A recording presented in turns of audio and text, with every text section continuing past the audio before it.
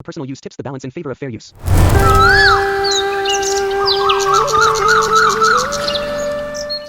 एक समय की बात है, एक राज्य था जिसका नाम रामगढ़ था।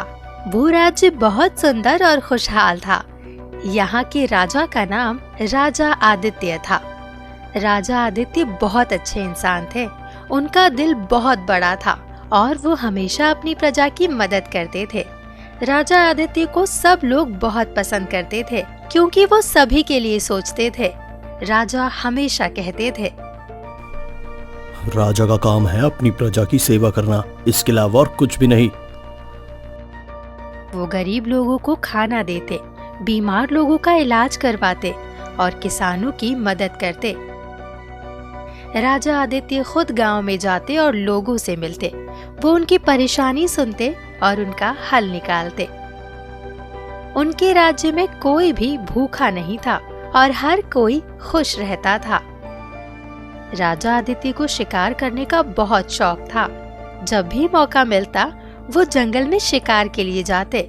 उन्होंने सोचा इस बार शिकार पर जाएंगे, लेकिन इस बार एक सैनिक को साथ लेकर जाएंगे। सुनो, आज रथ तुम चलाओगे और हम अकेले ही शिकार का आनंद लेंगे। सैनिक ने राजा के आदेश का पालन किया और उनका रथ तुरंत तैयार किया। रथ सुंदर और मजबूत था।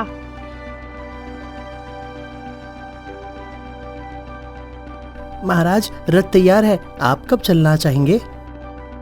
हाँ, अभी चलना चाहते हैं। मैं जंगल में ज्यादा समय बिताना चाहता हूँ। राजा ने धनुष और तीर उठाए और अपने रथ पर सवार हो गए। सैनिक ने रथ चलाना शुरू किया और दोनों घने जंगल की ओर निकल पड़े।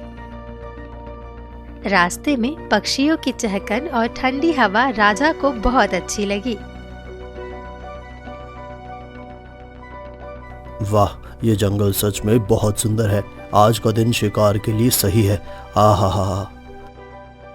जी महाराज, ये इलाका शिकार के लिए मशहूर है। हमें यहाँ अच्छे जानवर भी मिलेंगे। सैनिक बड़ी सावधानी से रथ को जंगल के अंदर तक ले गया।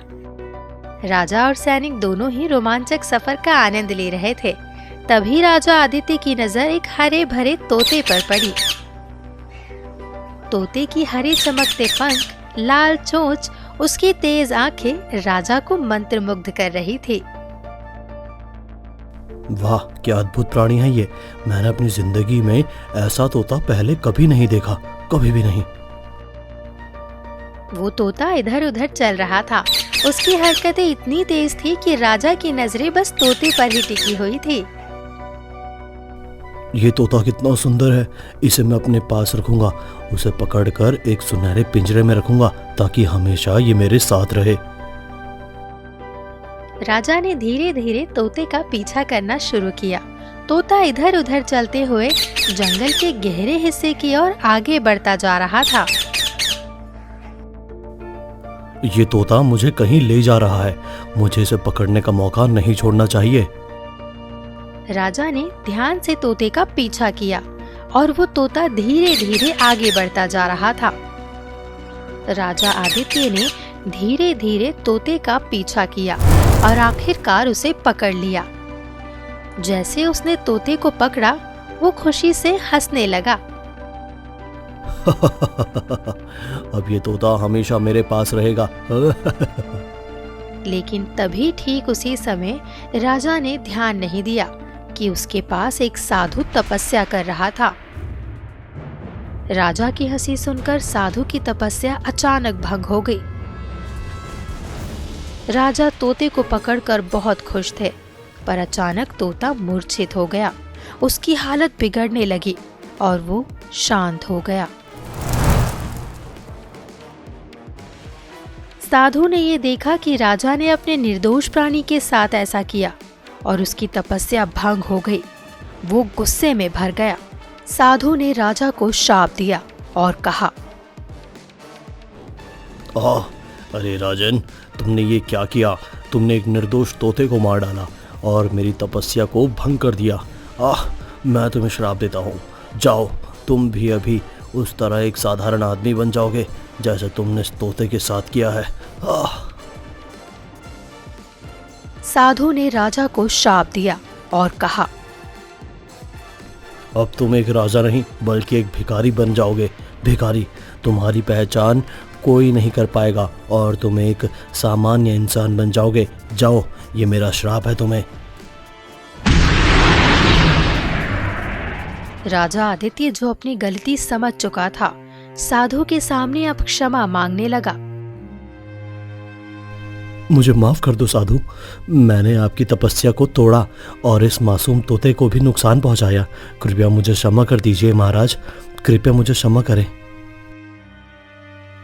साधु ने गहरी सांस ली और राजा से कहा, तुमने मेरी तपस्या को तोड़ा और इस निर्दोष तोते को भी नुकसान पहुंचाया।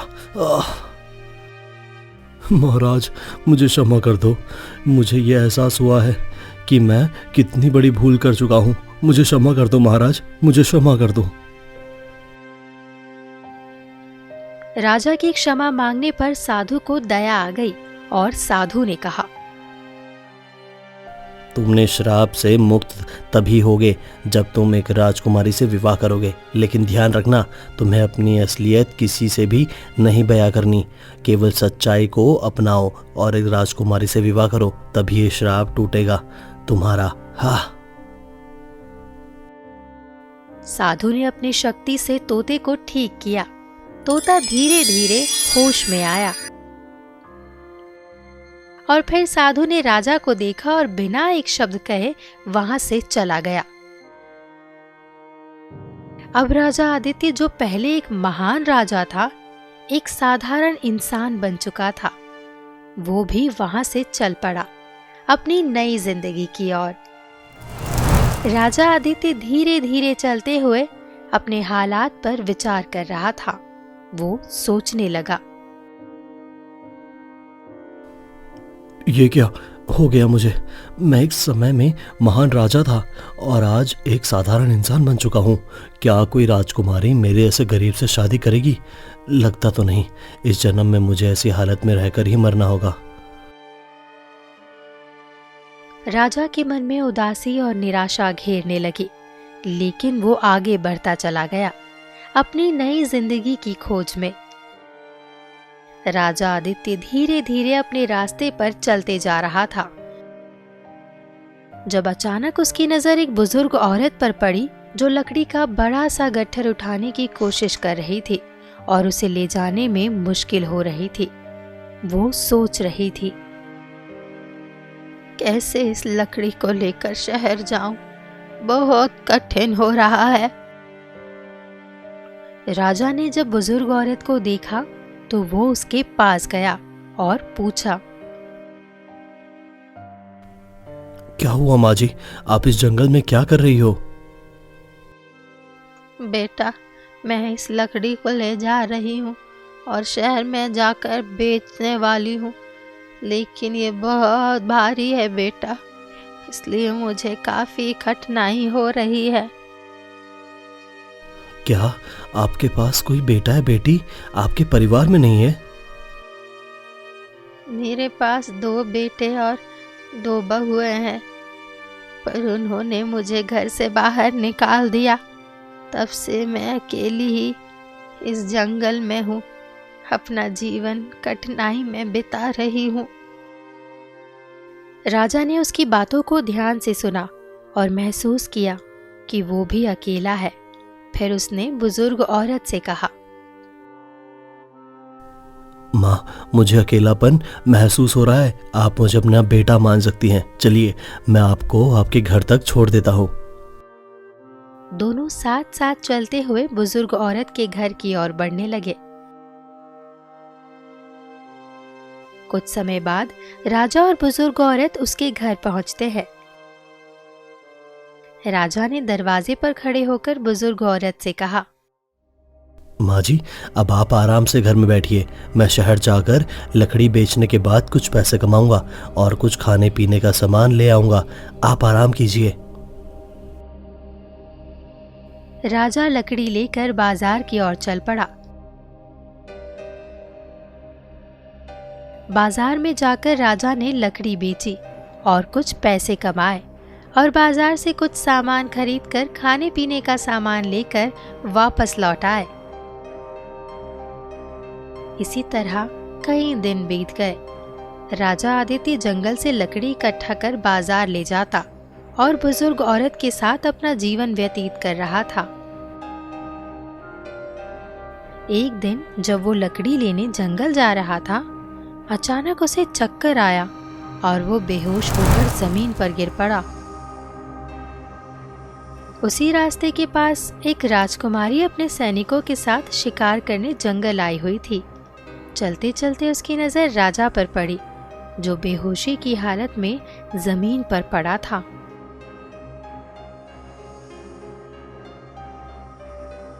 देखो, ये कौन है? लगता है बेहोश हो गया है। तुरंत पानी लाकर इसे होश में लाओ। सैनिक ने तुरंत पानी लाया और कुछ बूंदे राजा के चेहरे पर डाले।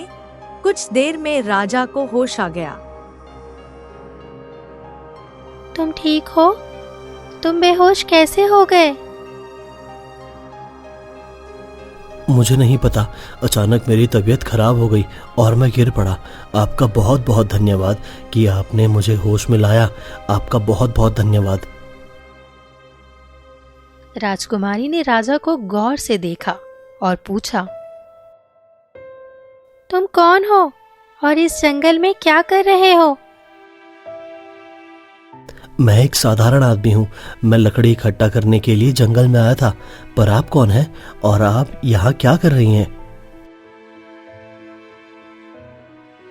मैं पास के राज्य की राजकुमारी हूँ। मैं अपने सैनिकों के साथ शिकार करने आई हूँ। राजा और राजकुमारी कुछ पल के लिए एक दूसरे को देखते रहे। फिर राजकुमारी बोली, अब मैं चलती हूँ, अपना ध्यान रखना। दोनों ने एक दूसरे को विदा किया और अपने अपने रास्ते चले गए। एक दिन राजकुमारी शिकार पर निकली और वो अपने सैनिकों के साथ जंगल में घूम रही थी। तभी अचानक उसे एक मधुर धुन सुनाई दी। ये धुन बहुत आकर्षक थी, जैसे किसी ने बांसुरी बजाई हो और उसकी आवाज हवा में गूंज रही थी। ये कैसी आवाज है? इतनी मधुर धुन? क्या ये कोई साधारण इंसान बजा रहा है? राजकुमारी ने सोचा कि वो इस धुन के स्रोत का पता लगाएगी और सैनिकों से कहा, सैनिकों, तुम लोग यहीं रुको, मैं देखती हूँ ये आवाज कहाँ से आ रही है। और वो धीरे धीरे धुन की दिशा में बढ़ने लगी। राजकुमारी उस धुन के पीछे चली और कुछ समय बाद उसे वो बांसुरी बजाने वाला दिखाई दिया। वो कोई और नहीं बल्कि राजा आदित्य थे। राजा आदित्य जो अभी एक साधारण इंसान बन चुके थे, अपनी बांसुरी बजाकर अपना समय बिता रहे थे। वो अपनी दुख भरी जिंदगी से मुक्त होकर अपनी बांसुरी की धुन में खो गए थे। तुम तो वही हो ना जिसे मैंने उस दिन जंगल में बेहोश पड़ा हुआ देखा था? जी हाँ, मैं वही हूँ। मुझे नहीं पता था कि आप फिर यहाँ जाएंगे। क्या आप फिर से बांसुरी बजा सकते हैं? वो धुन बहुत सुंदर है, मुझे फिर से सुनना अच्छा लगेगा। आप ये चाह भी, अगर आप चाहें तो मैं फिर से बांसुरी बजा सकता हूँ। फिर राजा ने अपनी बांसुरी उठाई और फिर से मधुर धुन बजाना शुरू किया। उसकी धुन इतनी प्यारी थी कि राजकुमारी अपनी सारी चिंताओं से दूर सिर्फ उस धुन को सुनती जा रही थी। समय इतनी जल्दी बीत गया कि राजकुमारी को कुछ पता ही नहीं चला, जैसे कुछ पल में ही पूरे दिन बीत गए हो और शाम का समय आ गया। अब मुझे जाना होगा, मेरा समय समाप्त हो चुका है, मुझे सैनिकों के पास लौटना है। राजा और राजकुमारी एक दूसरे को देख रहे थे। दोनों के दिलों में कुछ था, लेकिन कोई भी अपनी भावनाओं को व्यक्त नहीं कर पा रहा था। यही वो व्यक्ति है जिसके बारे में मैंने कभी सोचा था? मैं एक साधारण आदमी हूँ, क्या वो मुझसे प्रेम कर सकती है? क्या मुझे उसके प्यार को स्वीकार करना चाहिए? दोनों के मन में अपने अपने सवाल थे, लेकिन किसी ने भी अपनी भावनाओं को बाहर नहीं निकाला। कल फिर मिलेंगे। हाँ ठीक है, कल मैं आपका यही इंतजार करूंगा। दोनों धीरे धीरे अपने रास्ते की ओर बढ़े। राजकुमारी और राजा दोनों के दिल में एक अनकहा प्यार था, लेकिन उन्होंने उसे शब्दों में बयां नहीं किया। धीरे धीरे दोनों एक दूसरे से रोज मिलने लगे। राजा और राजकुमारी के बीच के रिश्ता गहरा होता गया और उनकी मुलाकातें भी और खास हो गई। राजकुमारी दिव्या, जो पहले केवल राजा की बांसुरी की धुन के प्रति आकर्षित थी, अब उसे दिल से चाहने लगी थी। एक दिन जब वो फिर से मिले तो दिव्या ने अपने दिल की बात कही। मुझे आपसे कुछ बात कहनी है। मुझे आपसे प्रेम हो गया है। क्या आप मुझसे विवाह करेंगे? ये सुनकर राजा आदित्य थोड़े चौंके, लेकिन उनके चेहरे पर भी एक हल्की मुस्कान थी। वो कुछ देर चुप रहे, फिर बोले, मैं भी आपको पहली बार में देखकर प्रेम करने लगा था, लेकिन मैं सोचता था मैं एक साधारण आदमी हूँ और आप एक राजकुमारी, हम दोनों का विवाह कैसे हो सकता है, इसीलिए मैंने कभी कुछ नहीं कहा। दोनों के दिल की बात अब एक दूसरे के सामने थी। अब कोई संकोच नहीं था, सिर्फ सच्चाई और प्यार था। और दोनों ने फैसला किया कि अब वो एक साथ अपना जीवन बिताएंगे। दिव्या और आदित्य दोनों अपने परिवार के पास गए। राजकुमारी ने कहा कि वो राजा आदित्य से विवाह करना चाहती है। राजा ने अपनी बेटी की खुशी को समझा और बिना किसी शंका के उनकी शादी की मंजूरी दे दी। राजमहल में बड़े जश्न का माहौल था। जैसे ही राजकुमारी दिव्या ने राजा आदित्य को गले में माला पहनाई, अचानक राजा आम आदमी से अपने राजा के रूप में लौट आए। शाप का असर खत्म हो गया और राजा ने फिर से अपनी असली पहचान पा ली। ये क्या हो रहा है? आप कौन हैं? और मेरे स्वामी कहाँ गए? दिव्या, घबराओ मत, मैं वही हूँ जो तुमसे प्रेम करता था। लेकिन सच कहूँ तो मैं पहले एक राजा था। एक दिन मैं शिकार पर गया था और वहाँ एक तोता दिखा। मैंने बिना सोचे समझे उस तोते को पकड़ लिया, लेकिन उसे इस समय में ध्यान नहीं दे पाया कि पीछे एक साधु तपस्या कर रहे थे। मेरी एक गलती से उनकी तपस्या भंग हो गई। वो बहुत नाराज़ हुए और उन्होंने मुझे श्राप दिया कि मैं एक साधारण इंसान में बदल जाऊंगा, तब से मैं अपना असली रूप भूल गया था। साधु ने मुझे एक चेतावनी भी दी थी, अगर मुझे इस हाल में बाहर निकलना है तो मुझे अपनी असलियत किसी से नहीं बतानी होगी। और अब तुमसे विवाह हुआ तो श्राप भी टूट गया और मैं फिर से असली रूप में वापस आ गया, यानी मैं राजा बन गया। ये सब सुनकर रानी दिव्या बहुत खुश हो गई और कहा, तुमने जो भी किया वो सब सही था। हम दोनों के बीच का जो प्यार है वो किसी भी रूप में कम नहीं हो सकता। फिर राजा आदित्य और रानी दिव्या ने अपने माता पिता से आशीर्वाद लिया। उनके आशीर्वाद से खुशी खुशी वे महल लौटे और एक साथ अपना जीवन व्यतीत करने लगे। अब उनका जीवन प्यार, सम्मान और सुख शांति से भरा हुआ था। अगर आपको ये वीडियो पसंद आया तो वीडियो को लाइक करें और चैनल को सब्सक्राइब करना ना भूलें।